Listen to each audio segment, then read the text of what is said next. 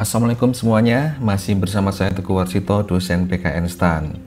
Minggu ini kita akan membahas biaya-biaya produksi. Materi tersebut rencananya akan dibagi menjadi 5 bahasan, dan di bahasan pertama ini kita akan mempelajari konsep biaya dalam ekonomi. Saat kita mempelajari biaya dalam ekonomi, yang menjadi catatan kita adalah bahwa jenis biaya yang diperhitungkan dalam ekonomi adalah biaya kesempatan atau opportunity cost.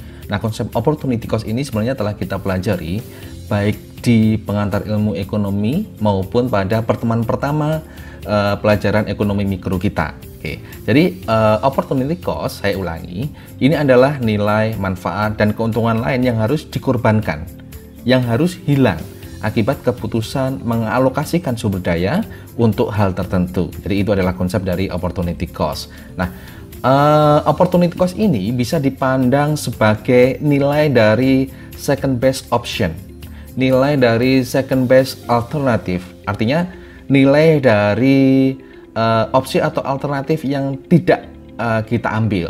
Oke, jadi nilai terbesar yang nggak diambil ini yang kita sebut sebagai opportunity cost.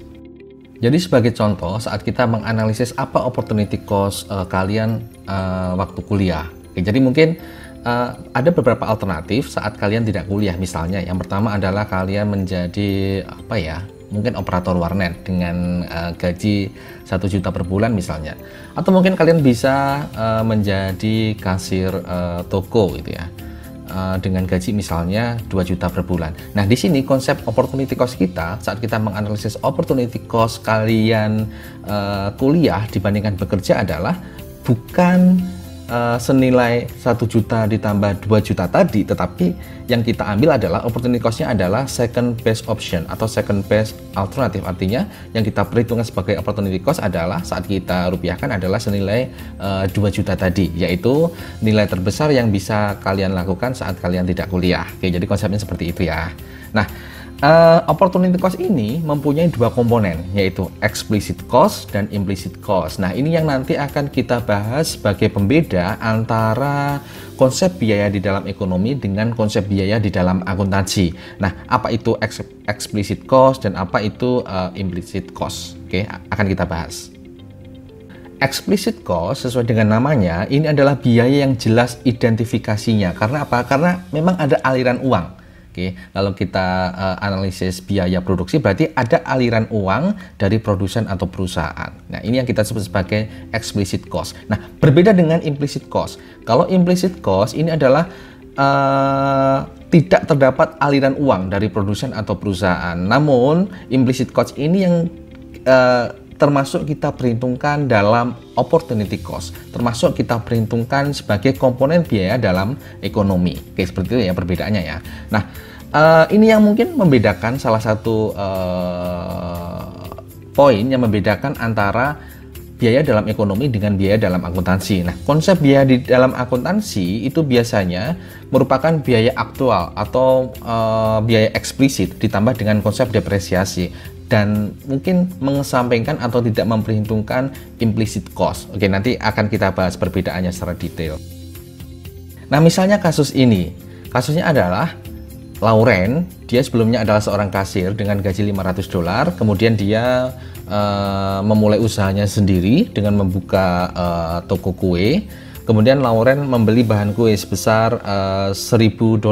Nah, dalam konsep ini kita disuruh untuk memperhitungkan opportunity cost-nya berapa dengan Lauren membuka usaha kue tadi. Nah, opportunity cost-nya adalah 1.500. Oke, kenapa tidak 1.000? Kenapa 1.500? Nah, sesuai dengan konsep kita, opportunity cost ini terdiri dari 2 komponen, explicit cost dan implicit cost. Nah, dari penjelasan tadi, explicit cost-nya adalah $1.000, yaitu dari pembelajaran bahan kue tadi. Tetapi, kita juga harus memperhitungkan implicit cost-nya, yaitu opportunity cost atau pendapatan yang hilang akibat kita memilih alternatif membuka kue, yaitu berapa implicit cost-nya? Yaitu sebesar $500 yang merupakan gaji Lauren saat dia menjadi kasir. Oke, seperti itu. Nah, mungkin ini kasus kedua.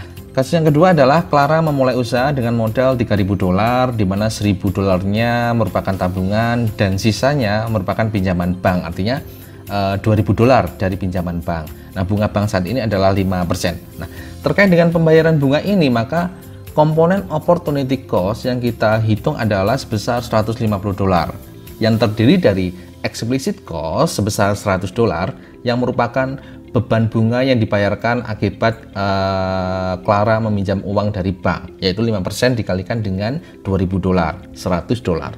Tetapi ada implicit cost di sini. Apa itu implicit cost-nya? Implicit cost-nya adalah potensi pendapatan bunga yang hilang atas tabungan $1.000 yang digunakan. Oke, dari $1.000 tadi yang digunakan, mungkin Clara bisa menginvestasikan atau mungkin menyimpan di bank, kemudian dia akan memperoleh bunga sebesar 5%. Dia akan memperoleh bunga sebesar $50. Tetapi karena $1.000 ini kita gunakan sebagai biaya untuk memproduksi, atas usahanya Clara, maka ini menjadi hilang. Potensi pendapatan ini hilang. Potensi $50 ini menjadi hilang. Ini nih yang kita sebut sebagai implicit cost, yang merupakan bagian juga dari opportunity cost. Jadi sekali lagi, komponen opportunity cost-nya sekarang adalah $150 yang terdiri dari explicit cost $100 dan implicit cost sebesar $50. Sekarang kita akan belajar sunk cost. Apa itu sunk cost? Sunk cost atau unavoidable cost itu artinya biaya yang sudah dikeluarkan, sudah direalisasikan dan tidak bisa dibatalkan atau dikembalikan lagi. Oke, nah, dalam ekonomi, sunk cost ini tidak termasuk yang dipertimbangkan dalam pengambilan keputusan atau decision making. Oke, sebagai gambaran, contohnya seperti ini. Misalnya perusahaan X itu akan pindah lokasi dan berencana dia membayar $500.000 untuk sebuah option pembelian gedung senilai $5.000. Jadi gini, jadi perusahaan X ini akan membayar $500. Oke, setelah membayar, maka dia berhak untuk merealisasikan atau membeli sebuah gedung dengan harga $5 juta. Harga $5 juta. Nah, sekarang kita di dua titik nih. Misalnya jika perusahaan X itu belum mengeluarkan uang, maka option sebesar $500.000 tadi ini belum mengeluarkan uang. Ini bukan sunk cost karena belum terjadi. Jadi ini adalah non-sunk cost atau available cost yang kita sebut sebagai prospective sunk cost, karena setelah direalisasikan maka $500.000 ini akan menjadi sunk cost, maka kita sebut sebagai prospective sunk cost. Nah, setelah uang dikeluarkan, biaya tersebut sekali lagi menjadi sunk cost dan tidak diperhitungkan dalam pengambilan keputusan secara ekonomi. Oke, ini kasus selanjutnya. Misalnya dari kasus sebelumnya, ternyata total cost untuk memperoleh gedung, total cost untuk membeli gedung tadi adalah sebesar $5.500.000 yang terdiri dari option yang kita bayar $500.000 ditambah dengan saat kita merealisasikan option tersebut, yaitu membeli gedung itu senilai $5 juta. Jadi total cost-nya saat kita merealisasikan option adalah $5.500.000. Nah, misalnya setelah membayar option sudah terbayar, ternyata ada bangunan sejenis, lokasinya sama, tetapi harganya sebesar $5.250.000. Apa yang dilakukan oleh perusahaan? Meneruskan option, artinya membeli gedung satu, atau membeli gedung yang dua? Jawabannya adalah meneruskan option. Oke, mungkin secara total cost akan lebih tinggi, tetapi ingat bahwa $500.000 tadi adalah sunk cost yang tidak diperhitungkan dalam pengambilan keputusan secara ekonomi. Jadi yang dipertimbangkan adalah $5 juta itu untuk gedung satu, atau $5.250.000 untuk gedung dua. Oke, jadi lebih murah untuk mengambil gedung satu. Nah, biaya berdasarkan sifatnya itu bisa kita klasifikasikan menjadi dua, fixed cost atau variable cost. Fixed cost atau biaya tetap sesuai dengan namanya, ini biayanya jumlahnya tidak tergantung pada jumlah output yang diproduksi. Berapapun jumlah output yang diproduksi, biayanya tetap. Contohnya apa? Misalnya pemeliharaan gedung, asuransi, sewa, gaji eksekutif, dan lain-lain. Berapapun output yang diproduksi, jumlah fixed cost ini tetap. Oke. Sedangkan variable cost adalah biaya yang jumlahnya berubah-ubah, tergantung pada jumlah output yang diproduksi. Oke, semakin besar output berarti variable cost-nya akan semakin tinggi. Contohnya apa? Ya misalnya contoh untuk upah labor atau upah tenaga kerja, untuk untuk biaya bahan baku dan sebagainya. Artinya ini akan berubah-ubah sesuai dengan jumlah output yang diproduksi. Nah, ini untuk fixed cost. Fixed cost itu akan tetap berapapun perusahaan akan memproduksi barang, bahkan saat produksinya nol. Oke, artinya perusahaan melakukan shutdown. Ini fixed cost masih ada. Karena walaupun operasi perusahaan berhenti untuk sementara, di sini berarti perusahaan tidak meninggalkan pasar ya, hanya shutdown atau berhenti untuk sementara dengan memproduksi 0 unit. Perusahaan masih harus membayar gaji manajer untuk perawatan mesin dan sebagainya. Nah, komponen fixed cost ini akan hilang saat shutdown itu diikuti dengan penutupan perusahaan. Oke, termasuk mungkin merumahkan manajer, menjual mesin yang tidak dipakai dan sebagainya untuk menghindari dari fixed cost tadi. Jadi intinya fixed cost masih bisa dihindari dengan shutdown, dengan berbagai kebijakan lanjutan. Nah, terminologi fixed cost dan variable cost ini tergantung pada jangka waktu analisis kita. Pada rentang yang sangat pendek, short term, hampir semuanya fix. Oke, sekali lagi, untuk short term hampir semuanya fix. Karena apa? Karena perusahaan sudah melakukan kontrak, mungkin pembelian bahan baku, hiring pekerja dan sebagainya. Oke, jadi dalam jangka waktu sangat pendek, hampir semua komponen biaya adalah fix, tidak bisa diubah. Dan pada rentang jangka waktu yang panjang, long term, hampir semuanya variabel. Karena apa? Karena perusahaan mempunyai fleksibilitas untuk mengubah komponen biaya, termasuk dari sisi capital ya, yang awalnya nggak bisa, sekarang udah bisa. Misalnya, perubahan luas pabrik mungkin butuh waktu dan butuh perencanaan yang panjang, tetapi untuk jangka panjang ini bisa dilakukan. Penjualan mesin, rekrutmen pemberhentian pekerja dan sebagainya. Dalam jangka panjang, perusahaan mempunyai fleksibilitas untuk mengurangi atau menambah komponen-komponen ini. Itulah mengapa, sekali lagi, dalam jangka pendek hampir semua biaya adalah fix, dan dalam jangka panjang hampir semua biaya adalah variabel. Ini adalah perbedaan antara fixed cost dengan sunk cost. Fixed cost diperhitungkan dalam pembuatan keputusan, sunk cost tidak. Tadi kita sudah membahas, itu satu. Yang kedua, fixed cost dapat dihilangkan saat perusahaan melakukan shutdown dan mengeliminasi komponen fixed cost tadi. Sedangkan sunk cost itu tidak bisa dikembalikan, tidak bisa dihilangkan dengan shutdown. Itu perbedaannya kedua. Perbedaannya ketiga, ini bukan perbedaan ketiga, hubungannya. Sunk cost itu bisa diamortisasi. Nah, amortisasi sunk cost tersebut itu bisa dianggap sebagai fixed cost perusahaan di sepanjang periode amortisasi. Oke, hal ini biasa digunakan untuk menghitung profitabilitas. Misalnya gini, sunk cost mendirikan perusahaan dengan mungkin biaya 1 miliar. Ini bisa di-spread sepanjang periode amortisasi, dan masing-masing periode nilai amortisasi tersebut bisa kita perlakukan sebagai fixed cost. Nah, ini adalah hubungan antara total cost, marginal cost, dan average cost. Kita mulai dari total cost dulu. Total cost berarti penjumlahan dari fixed cost dengan variable cost. TC sama dengan FC ditambah dengan VC. Fixed cost ditambah dengan variable cost. Oke.